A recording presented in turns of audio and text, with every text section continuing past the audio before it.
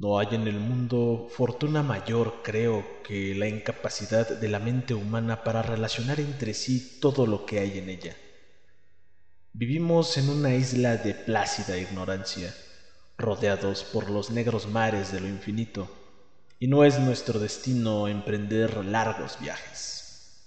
Las ciencias, que siguen sus caminos propios, no han causado mucho daño hasta ahora, pero algún día la unión de esos disociados conocimientos nos abrirá a la realidad y a la endeble posición que en ella ocupamos. Perspectivas tan terribles que enloqueceremos ante la revelación o huiremos de esa funesta luz, refugiándonos en la seguridad y la paz de una nueva edad de tinieblas.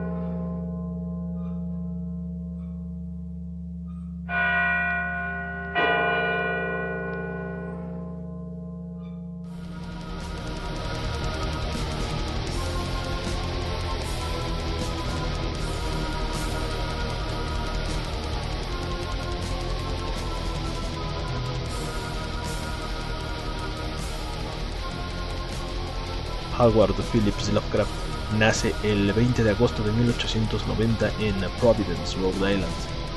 Hijo de Winfield Scott Lovecraft, un representante de ventas de una compañía dedicada al comercio de plata y metales preciosos, y también hijo de Sarah Susan Phillips Lovecraft. Respecto de su línea materna, Lovecraft era descendiente de ancestros distinguidos, ya que su línea materna podía ser rastreada en cuanto al linaje de algunos de los colonos que llegaron en el mítico barco Mayflower, los primeros colonos en establecerse en Massachusetts, ya que los antepasados de su madre se podían rastrear hasta la llegada de George Phillips. Cuando Lovecraft visitó algunas de las tierras de sus antepasados al este de Rhode Island, el nombre de los Phillips era recordado con cierto cariño y respeto. Su línea materna era de origen británico y Lovecraft pudo rastrear su apellido hasta el siglo XV. Al pequeño Lovecraft le gustaba frecuentar parajes extraños y apartados para así poder dar rienda suelta a su desbordante imaginación. En sitios tales como cuevas o arboledas alejadas, recreaba situaciones históricas o se ensimismaba en la observación de pequeños detalles que para el resto de las personas podrían pasar inadvertidos, pero que claro, para la imaginación de Lovecraft resultaban fascinantes, como detenerse a escuchar a las hadas del bosque o imaginar que podría existir en el espacio exterior.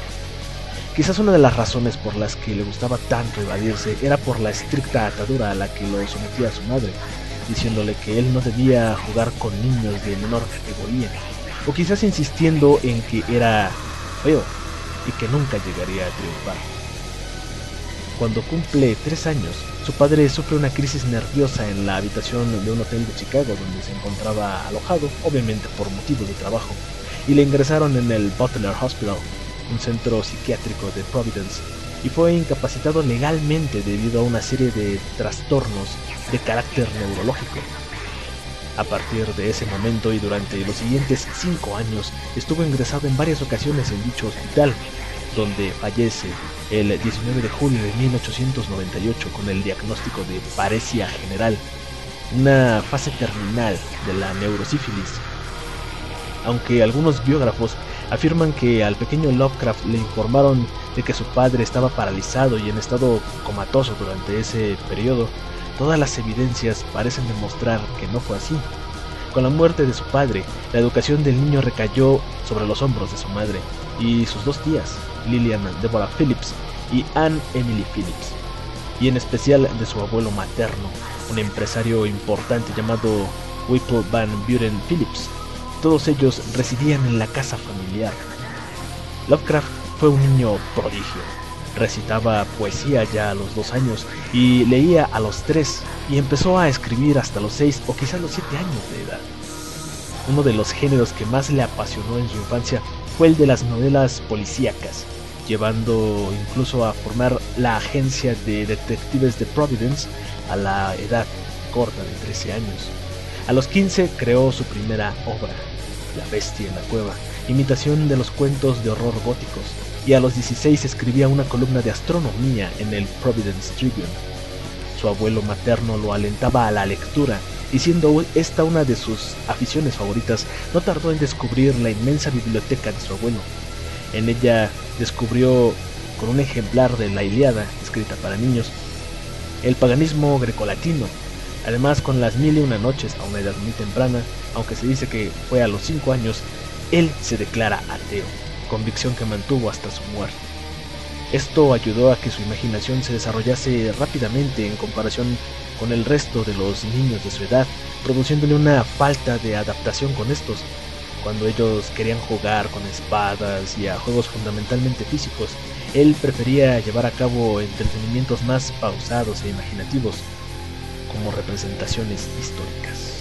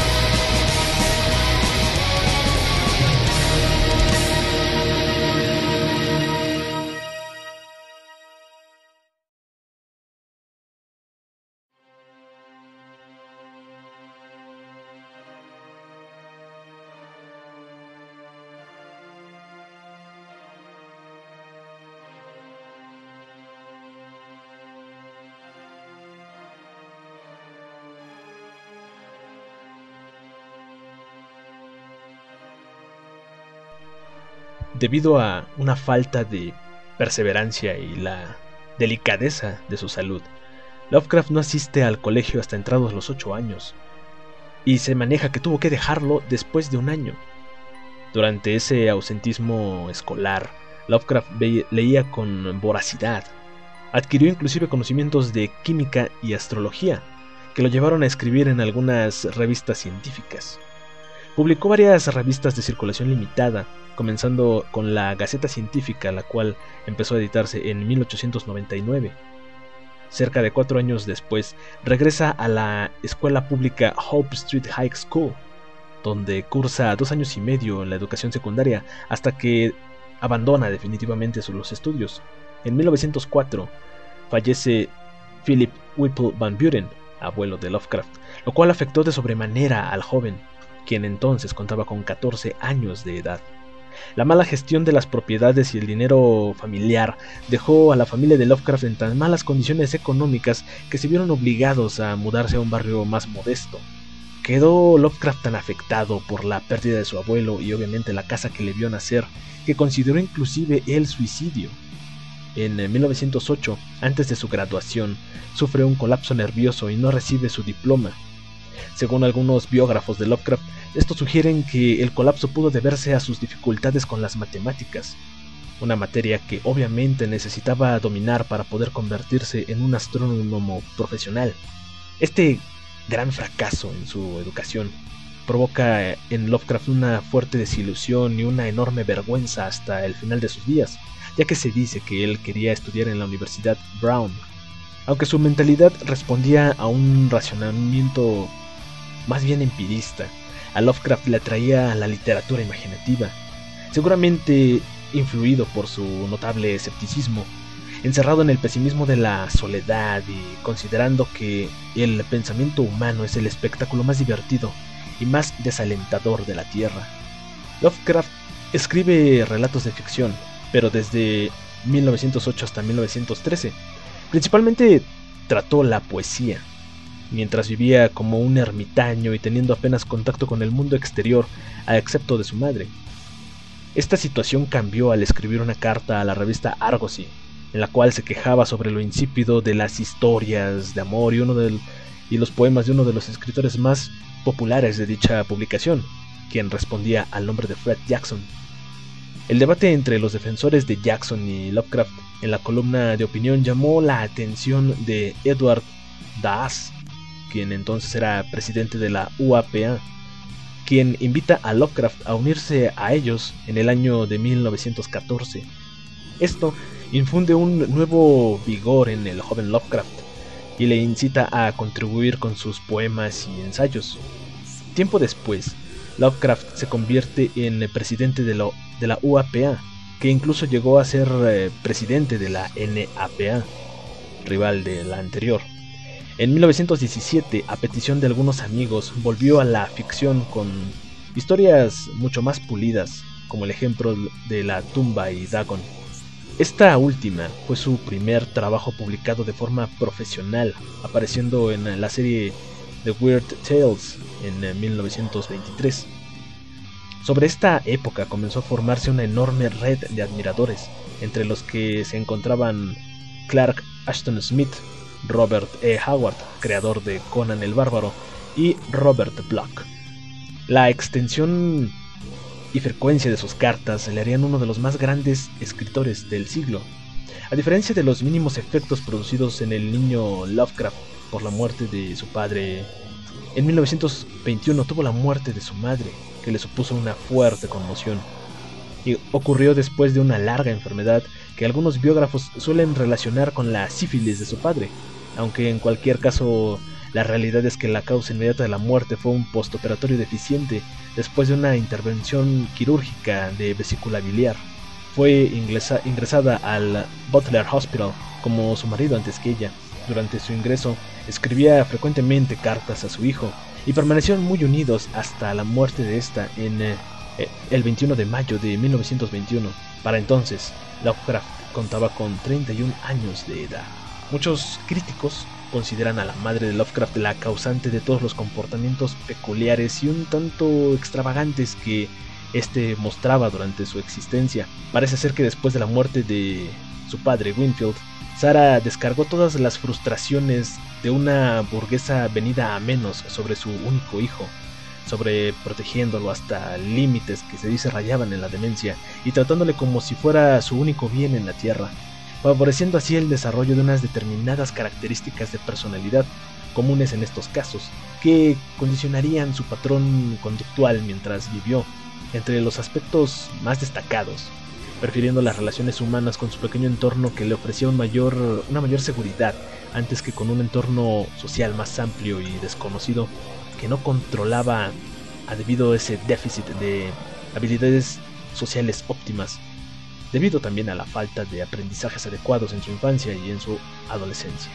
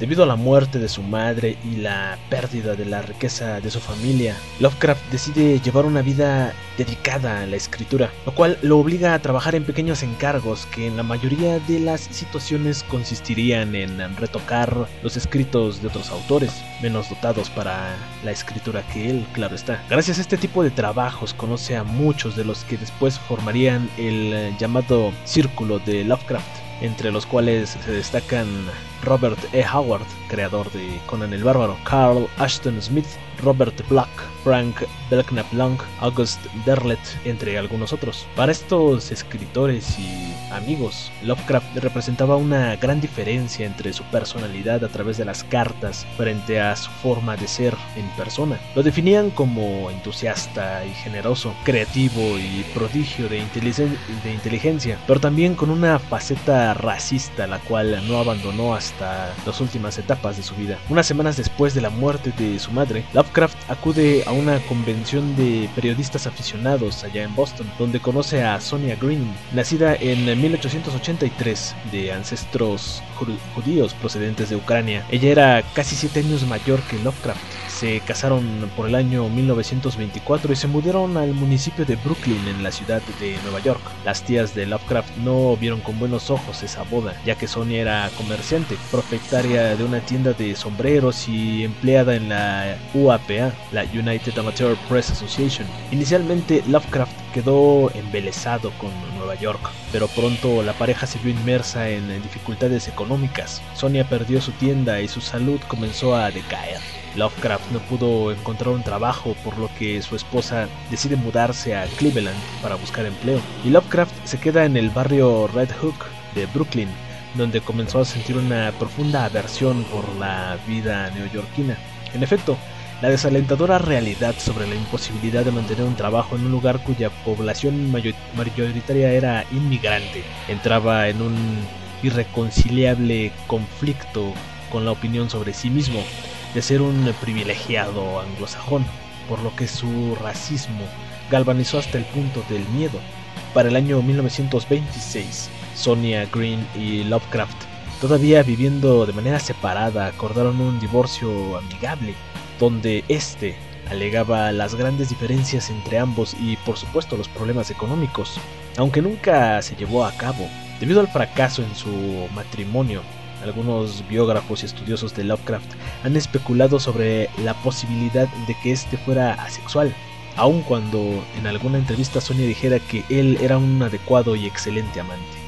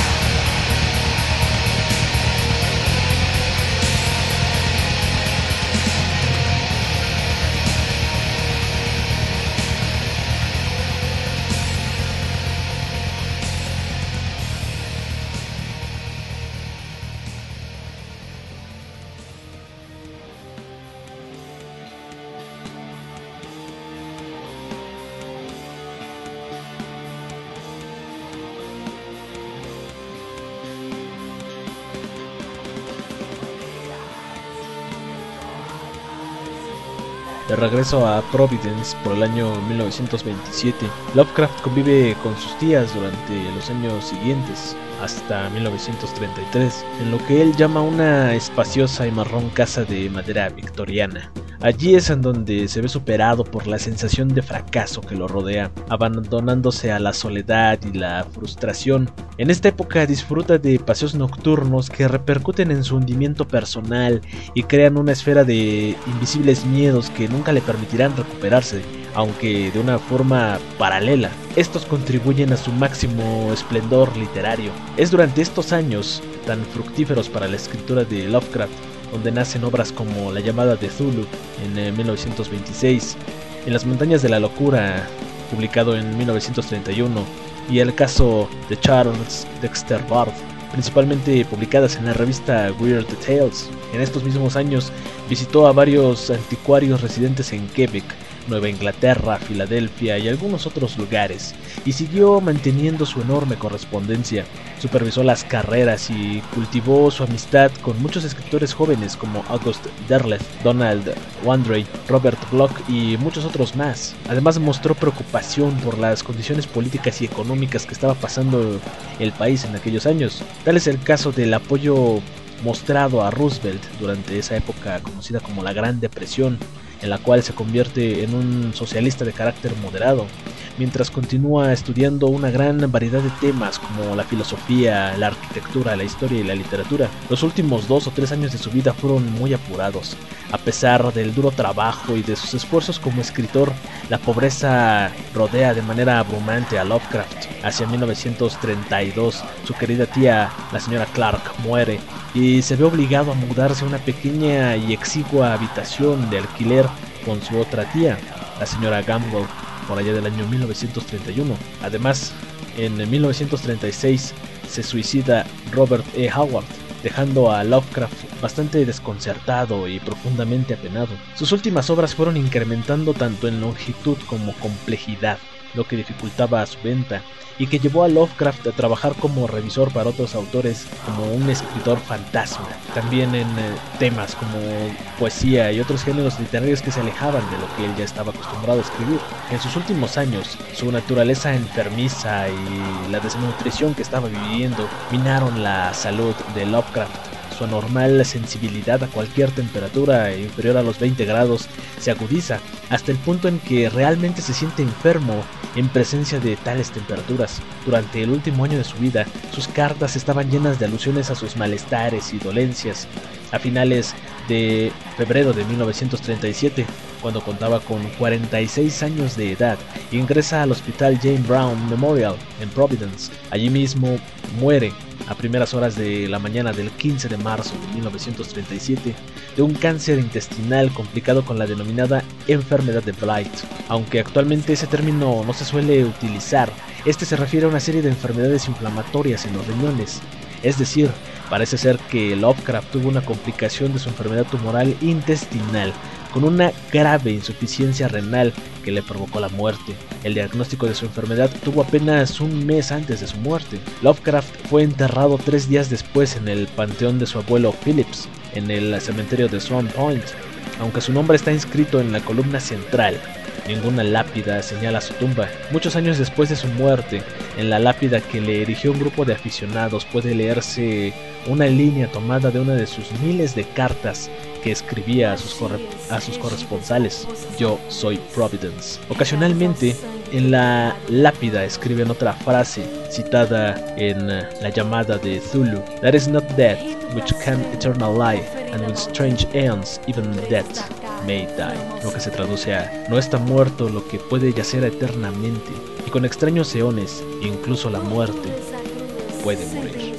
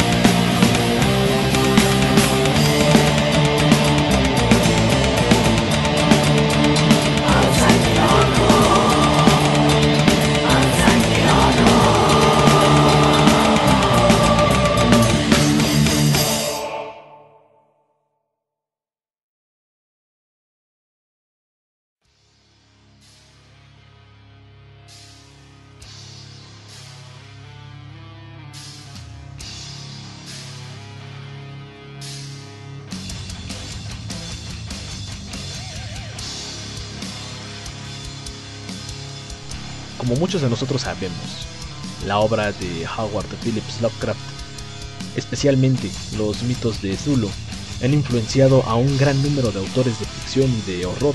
Además de estos, la obra de Lovecraft ha traspasado la literatura, situándose en películas, en videojuegos, en cómics, en dibujos animados, inclusive en la música. Por ponerles un ejemplo, el asilo Arkham, en el cual son encerrados los villanos de la historieta de Batman, representa a la mítica ciudad Arkham, una ciudad creada por Lovecraft, la cual en sus escritos es situada en Massachusetts. Entre muchos de los escritores que han sido fuertemente influenciados por la obra de Lovecraft, tenemos a Bentley Little, y pues quizás el más conocido, el más importante de ellos podría ser Stephen King, por nombrar a algunos de ellos. Lovecraft fue relativamente un escritor desconocido en su propia época, mientras que sus historias se habían hecho un lugar en publicaciones como Weird Tales, una serie de revistas en las cuales también podemos encontrar algunas historias de Robert E. Howard, como Conan el Bárbaro. A pesar de esto, mantenía regularmente correspondencia con otros escritores contemporáneos como Clark Ashton Smith, gente que se convirtió en buenos amigos de él, inclusive sin haberse conocido siquiera en persona. Este nutrido y selecto grupo de escritores se conoce como el Círculo de Lovecraft, ya que todos y cada uno de ellos tomaban prestados elementos de las historias que éste escribía. Libros misteriosos con nombres inquietantes, panteones de deidades con orígenes extraterrestres, como es el caso mismo de Cthulhu, de Azathoth, lugares como el Instituto Miskatonic o la misma Arkham, que han sido empleados por varios escritores para usarlos dentro de sus propias historias. Se ha sugerido que fueron los esfuerzos del Círculo de Lovecraft, particularmente la obra de August Derleth, los que evitaron que el nombre y las historias de Lovecraft desaparecieran completamente. Después de la muerte de este, el Círculo de Lovecraft siguió contribuyendo a su leyenda. August Derleth fue probablemente el más prolífico de todos ellos, ya que amplió y extendió la visión de Lovecraft. Las contribuciones de Derleth han sido hasta cierto punto controvertidas, ya que mientras Lovecraft nunca consideró a su panteón de dioses extraterrestres más que como parte de la trama argumental, Derleth creó toda una cosmogonía muy completa, con una guerra entre los dioses arquetípicos, también conocidos como los antiguos, tales como Hypnos o Ulthar, y los dioses primigenios como Nyarlathotep y el mismo Cthulhu. Mientras asoció a los dioses primigenios a los 4 elementos, algunos fans de Lovecraft no han visto con buenos ojos dichas modificaciones, puesto que parecen contradecir la versión de Lovecraft de un universo caótico, desordenado y sin un plan a seguir, donde los seres menos malevolentes simplemente no se interesaban en la humanidad. La pregunta de todo fan es: ¿hubiera Lovecraft aprobado las extensiones creadas por Derleth? Se dice que Lovecraft era muy comprensivo sobre esta clase de adiciones y modificaciones, por lo que probablemente hubiera dado el visto bueno a la obra de Derleth, pero no hubiera adoptado para sus historias propias estas modificaciones. Si había un círculo de Lovecraft, entonces la versión de Derleth sería un añadido interesante, pero no formaría parte del círculo mismo.